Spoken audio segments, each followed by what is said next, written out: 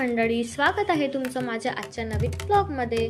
सगळ्यात पहिले तर नवरात्रीच्या सगळ्यांना खूप साऱ्या शुभेच्छा।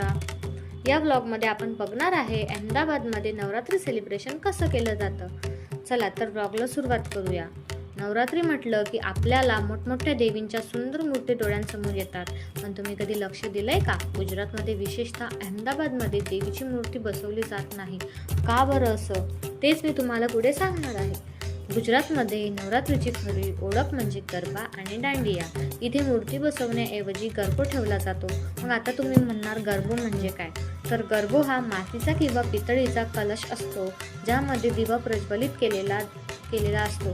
हा गरबो म्हणजे अंबा मातेचं प्रतीक मानतात आणि त्याची पूजा केली जाते। जसं आपल्या इकडे कसं मोठमोठ्या मूर्तींची पूजा व विसर्जन करतात, तसंच गुजरातमध्ये गरबा, दांडिया आणि आरती यांनाच महत्त्व दिले जाते।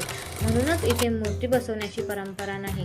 आपल्याला कसं नवरात्री म्हटलं तर देव्यांच्या मूर्ती आठवतात, पण इथे नवरात्री म्हटलं तर सगळ्यात महत्त्वाचं म्हणजे दांडिया। सगळ्यांना दांडिया आठवतो। यावरून आपल्याला काय समजते? म्हणजे भक्ती करण्याची पद्धत बदलली, पण श्रद्धा तीच आहे। कुठे मूर्ती आहे, कुठे गरबो, पण दोन्ही ठिकाणी मातेची आराधनाच होते। हाच नवरात्रीचा खरा संदेश आहे।